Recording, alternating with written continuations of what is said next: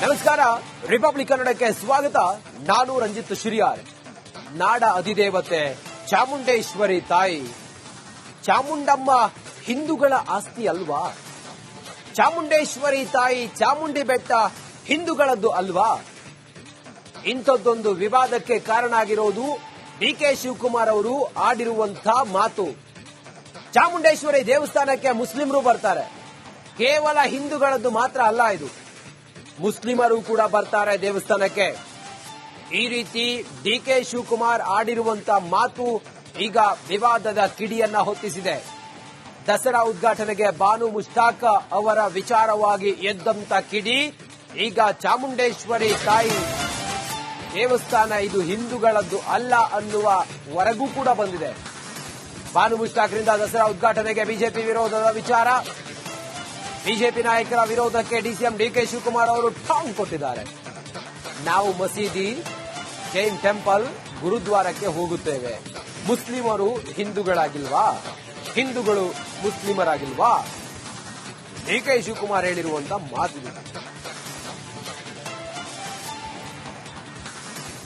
ಚಾಮುಂಡಿ ಬೆಟ್ಟ, ಚಾಮುಂಡಿ ದೇವರು ಎಲ್ಲಾ ಧರ್ಮದವ್ರಿಗೂ ಇದೆ, ಹಿಂದೂಗಳ ಆಸ್ತಿ ಏನಲ್ಲ. ಎಲ್ಲ ಸಮಾಜದವರು ಚಾಮುಂಡಿ ಬೆಟ್ಟಕ್ಕೆ ಹೋಗ್ತಾರೆ, ದೇವರಿಗೆ ಪ್ರಾರ್ಥನೆ ಮಾಡ್ತಾರೆ, ಅವ್ರ ನಂಬಿಕೆ. ನಾವು ಇದಕ್ಕೆ ಹೋಗ್ತೀವಪ್ಪ, ಮಸೀದಿಗಳಿಗೆ ಹೋಗ್ತೀವಿ, ಚರ್ಚ್ಗಳಿಗೆ ಹೋಗ್ತೀವಿ, ನಮ್ಮ ಬಸ್ಸಿಗಳಿಗೆ ಹೋಗ್ತೀವಿ, ಜೈನ್ ಟೆಂಪಲ್ಗೆ ಹೋಗ್ತೀವಿ, ಗುರುದ್ವಾರಾಗ ಹೋಗ್ತೀವಿ. ಏನ್ ಗುರುದ್ವಾರಕ್ಕೆ ನಮ್ಗೆ ಹೋಗೋದೇನೋ ತಪ್ಪಿಸ್ಬಿಡಕ್ಕಾಗ್ತದೆ? ಯಾರು ನಿಲ್ಸಿದಾರ? ಹಿಂದೂ ಟೆಂಪಲ್ಗೆ ಅವ್ರು ಬರೋದಕ್ಕೆ ಏನಾದ್ರು ನಾವು ತಪ್ಪಿಸಿದೀವ? ಏನಿಲ್ವಲ್ಲ. ಯಾರು ಬೇಕಾದ್ರೂ ಹೋಗ್ಬೋದು, ಯಾರು ಮಾಡಬಾರ್ದು. ಈಗ ಎಷ್ಟೋ ಜನ ಹಿಂದೂಗಳು ಮುಸ್ಲಿಂ ಆಗಿ ಕನ್ವರ್ಟ್ ಆಗಿಲ್ವಾ? ಅವ್ರ ರೀಜನ್ಗಳು ತೆಗೆದುಕೊಂಡಿಲ್ವಾ? ಕ್ರಿಶ್ಚಿಯನ್ ನಾಟಿ ತೆಗೆದುಕೊಂಡಿಲ್ವಾ? ಕೆಲವರು ಹಿಂದೂಗಳ ರಿಲಿಜನ್ ಇವರು ಮುಸ್ಲಿಮ್ಸ್ ಅವರು ಪ್ರಾಕ್ಟೀಸ್ ಮಾಡ್ತಾ ಇಲ್ವಾ? ಬೇಕಾದಷ್ಟು ಉದಾಹರಣೆಗಳಿದೆ. This is all politics. ಯಾಕೆ ಹತ್ತಬಾರ್ದು? ಯಾಕೆ ನಿಲ್ಲಿಸಲ್ಲ? ಈಗ ಆಯ್ತಪ್ಪ, ಅಯೋಧ್ಯ ರಾಮಕ್ಕೆ ನೀವು ಹಿಂದೂಗಳು ಮಾತ್ರ ಬರಬೇಕು ಅಂತ ಯಾಕೆ ಬಿಡಾಕ್ತಿಲ್ಲ? ಅಯ್ಯೋ ನಾಟ್ ಬಿಟ್ಟದೆ ಎಲ್ಲಿದೆ ಆ ತರ? ಈಗ ಆಯ್ತು, ನಿಮ್ಮ ಸರ್ಕಾರ ಐತಲ್ಲ, ನೀವು ಮಂತ್ರಿ ಆಗಿದ್ದೀರಿ, ಹಿಂದೂ ನಮ್ಮ ಮೈನಾರಿಟೀಸ್ ಡಿಪಾರ್ಟ್ಮೆಂಟ್ ಇದೆಯಪ್ಪ, ಹಜ್ ಕಮಿಟಿ ಅವು ಇವೆಲ್ಲ ಇದೆ, ಆಮೇಲೆ ಬೇರೆ ಬೇರೆದೆಲ್ಲ ನಮ್ಮ ಮೈನಾರಿಟಿ ಡಿಪಾರ್ಟ್ಮೆಂಟ್ ಎಲ್ಲ ಇದೆ. ನೀವ್ ಯಾಕೆ ಮುಚ್ಚಕ್ಕಾಗಿಲ್ಲ ಅಂತ? ಇದು ದೇಶದಲ್ಲಿ ಯಾಕೆ ಮುಚ್ಚಕ್ಕಾಗಿಲ್ಲ? It is a secular country. ಸಂವಿಧಾನ, ಎಲ್ಲರಿಗೂ ಕೂಡ ರಕ್ಷಣೆ ಇದೆ, ಎಲ್ಲರಿಗೂ ಕೂಡ ಸ್ವಾಗತ ಇದೆ, ಎಲ್ಲರೂ ಕೂಡ ಅವರ ನಂಬಿಕೆಯ ಮೇಲೆ ವಿಶ್ವಾಸ ಇದೆ. ಚಾಮುಂಡಿ ಬೆಟ್ಟ, ಚಾಮುಂಡಿ ದೇವರು ಎಲ್ಲಾ ಧರ್ಮದವ್ರಿಗೂ ಇದೆ, ಹಿಂದೂಗಳ ಆಸ್ತಿ ಏನಲ್ಲ. ಗಿರೀಶ್ ಮಠಣ್ಣನವರ್ ವಿರುದ್ಧ ದೂರು ದಾಖಲಾಗಿದೆ. ನೋಡಿ, ಬೆಳ್ತಂಗಡಿ ಎಸ್ಐಟಿ ಅಧಿಕಾರಿಗಳ ಮುಂದೆ ನೋಡಿ, ಗಿರೀಶ್ ಮಠಣ್ಣನವರ್ ಈ ಧರ್ಮಸ್ಥಳ ಬುರುಡೆ ಪ್ರಕರಣದಲ್ಲಿ ಇವರೇ ಮಸರತ್ತು ಮಾಡಿದ್ರು. ಇವರೇ ಈ ವ್ಯಕ್ತಿಯನ್ನ, ಯಾರು ಮುಸುಕುದಾರಿಯನ್ನ ಇಲ್ಲಿ ಕರ್ಕೊಂಡು ಬಂದ್ರು, ಒಂದು ಪ್ರೊಪಗಂಡವನ್ನ ಸೆಟ್ ಮಾಡಿದ್ರು. ಧರ್ಮಸ್ಥಳ ದೇವಸ್ಥಾನದ ವಿರುದ್ಧ ಒಂದು ಷಡ್ಯಂತ್ರವನ್ನ ಮಾಡಿರೋ ಭಾಗವಾಗಿ ಇವರಿದ್ರು ಅದರಲ್ಲಿ ಅನ್ನೋದೇನೋ ಆರೋಪಗಳಿದ್ವು. ಈ ಹಿನ್ನೆಲೆಯಲ್ಲಿ ಬೆಳ್ತಂಗಡಿ ಎಸ್ಐಟಿ ಠಾಣೆಯಲ್ಲಿ ಪ್ರಕರಣ ದಾಖಲಾಗಿದೆ ಗಿರೀಶ್ ಮಠಣ್ಣನವರ್ ವಿರುದ್ಧ. ಆಗಸ್ಟ್ 15ನೇ ತಾರೀಕಿನಂದು ಜೈನ ಮುಖಂಡರು ನೀಡಿದ ದೂರಿನ ಹಿನ್ನೆಲೆ ಧಾರವಾಡದ ಗ್ರಾಮಾಂತರ ಠಾಣೆಯಲ್ಲಿ ದಾಖಲಾಗಿದ್ದ ದೂರು ಧಾರವಾಡದಿಂದ ಬೆಳ್ತಂಗಡಿಯ ಎಸ್ಐಟಿಗೆ ಪ್ರಕರಣ ಶಿಫ್ಟ್ ಆಗಿದೆ. ದಾಖಲೆಯನ್ನ ಒದಗಿಸುವಂತೆ ಹೇಳಿದ ಎಸ್ಐಟಿ ಅಧಿಕಾರಿಗಳು ಪೆನ್ಡ್ರೈವ್ನಲ್ಲಿ ವಿಡಿಯೋ ದಾಖಲೆ ಸಲ್ಲಿಸಿದ್ದ ಜೈನ ಮುಖಂಡರು ಯೂಟ್ಯೂಬ್ನಲ್ಲಿ ಹೇಳಿಕೆ ನೀಡಿದ ಗಿರೀಶ್ ಮಠಣ್ಣನವರ್ ಹೇಳಿಕೆ ಆಧಾರದಲ್ಲಿ ಈಗ ಎಫ್ಐಆರ್ ದಾಖಲಾಗಿದೆ.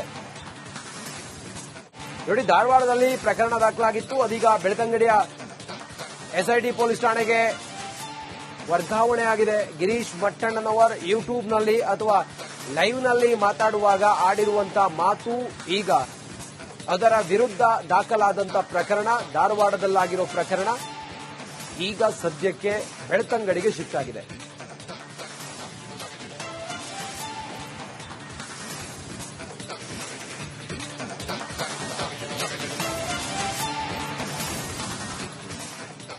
ಸೌಜನ್ಯ ಹೋರಾಟಗಾರ ಮಹೇಶ್ ಶೆಟ್ಟಿ ತಿಮುರೋಡಿಗೆ ಈಗ ಚೆನ್ನಯ್ಯನಿಂದ ಸಂಕಷ್ಟ ಎದುರಾಗುತ್ತಾ? ಚೆನ್ನಯ್ಯನಿಗೆ ತಮ್ಮ ಮನೆಯಲ್ಲಿ ಆಶ್ರಯ ಕೊಟ್ಟಂತ ವಿಚಾರದ ಹಿನ್ನೆಲೆಯಲ್ಲಿ ಎಸ್ಐಟಿ ಅಧಿಕಾರಿಗಳು ಇವತ್ತು ಅವರ ಮನೆಗೆ ಬಂದಿದ್ರು, ತಲಾಶ್ ಮಾಡಿದ್ರು, ಕೆಲವು ದಾಖಲೆಗಳನ್ನು ಕೂಡ ವಶಪಡಿಸಿಕೊಂಡು ಹೋಗಿದ್ರು.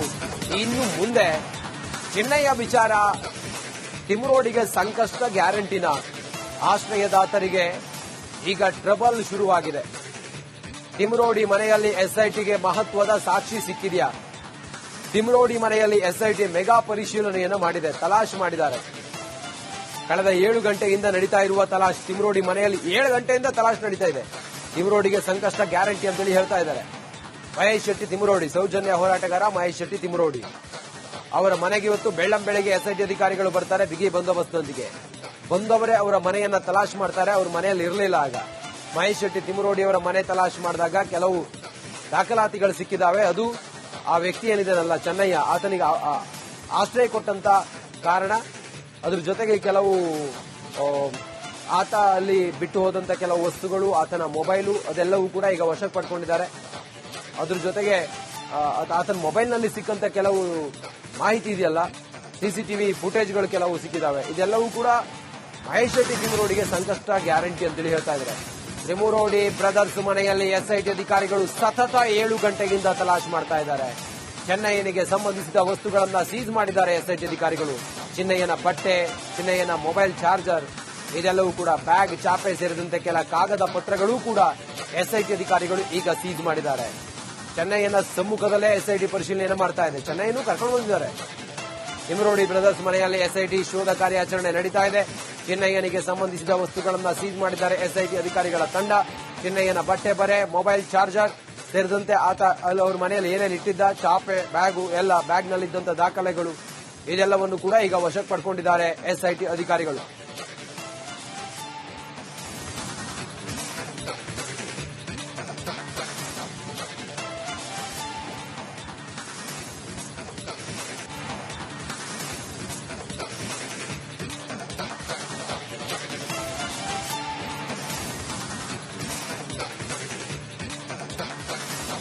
ಹೆಚ್ಚಿನ ಮಾಹಿತಿಯೊಂದಿಗೆ ನಮ್ಮ ಪ್ರತಿನಿಧಿ ಹರೀಶ್ ಪಾಲೇಚಾರ್ ಈಗ ನೇರ ಸಂಪರ್ಕದಲ್ಲಿ ಜಾಯ್ನ್ ಆಗಿದ್ದಾರೆ. ಹರೀಶ, ಒಂದ್ ಕಡೆಯಲ್ಲಿ ಬೆಳಿಗ್ಗೆಯಿಂದಲೂ ಕೂಡ ತಲಾಶ್ ಮಾಡ್ತಾ ಇದ್ದಾರೆ ಎಸ್ಐಟಿ ಅಧಿಕಾರಿಗಳು ತಿಮ್ರೋಡಿ ಮತ್ತು ಅವ್ರ ಬ್ರದರ್ ಮನೆಯಲ್ಲಿ. ಏನೇನ್ ಸಿಕ್ತು? ಚಿನ್ನಯ್ಯ ಕೂಡ ಏನಲ್ಲಿ ಪರಿಶೀಲನೆ ಮಾಡ್ತಾ ಇದ್ದಾರೆ, ಆತನ ಸಮ್ಮುಖದಲ್ಲೇ ನಡೀತಾ ಇದೆ ಅನ್ನೋ ಮಾಹಿತಿ ಇದೆ. ಈ ಹೊತ್ತಿನವರೆಗೂ ಕೂಡ ಏನೇನ್ ಮಾಹಿತಿ ಇದೆ, ಯಾವ್ಯಾವ ಅಧಿಕಾರಿಗಳಿದ್ದಾರೆ, ತಿಮ್ರೋಡಿ ಮನೆಯಲ್ಲಿ ಇಲ್ಲ ಅನ್ನೋ ವಿಚಾರವೂ ಕೂಡ ಇದೆ. ಸದ್ಯಕ್ಕೆ ಏನಿದೆ ಈ ಹೊತ್ತಿಗೆ ಮಾಹಿತಿ ಹರೀಶ್?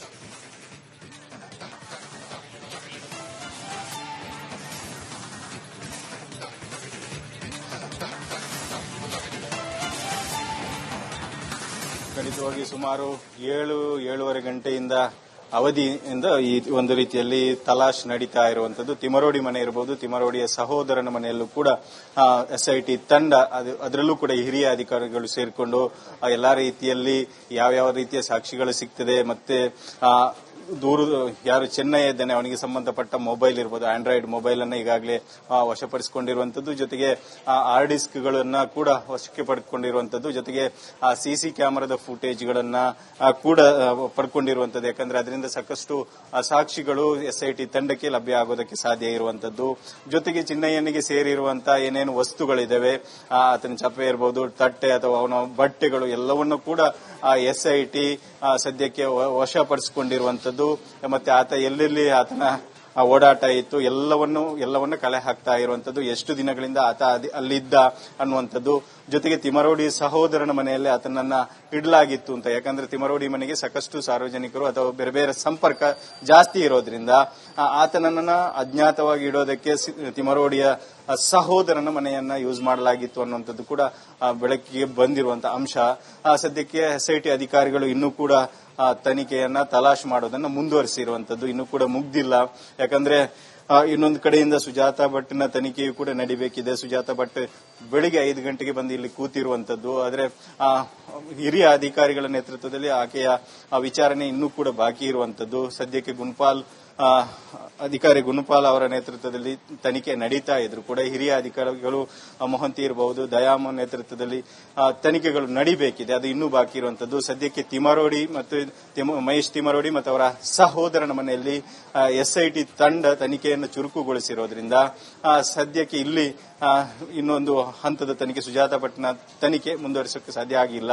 ಆದರೆ ಸದ್ಯಕ್ಕೆ ಅಲ್ಲಿ ಇಷ್ಟು 10 ಗಂಟೆಗಳ ಕಾಲದಿಂದ ಏನು ತನಿಖೆ ನಡೆಸಿರೋದ್ರಿಂದ ಅಲ್ಲಿ ಸಾಕಷ್ಟು ಎಸ್ಐಟಿಗೆ ಬೇಕಾಗಿರುವಂತಹ ಒಂದು ಸಾಕ್ಷಿಗಳು ಆಧಾರಗಳು ಕೂಡ ಸಿಕ್ಕಿದೆ ಅನ್ನುವಂತ ಮಾಹಿತಿಗಳು ಇರುವಂತದ್ದು. ಯಾಕಂದ್ರೆ ಚಿನ್ನಯ್ಯ ಇದರ ಹಿಂದೆ ಯಾರ್ಯಾರು ಇದ್ದಾರೆ ಅನ್ನುವಂತ ಹೆಸರನ್ನು ಹೇಳಿದ್ದ.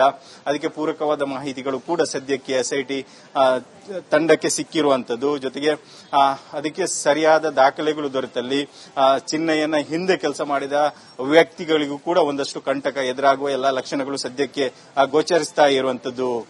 Ranjit. Okay, thank you Harish Palachar ತಮ್ಮೆಲ್ಲ ಮಾಹಿತಿಗಾಗಿ.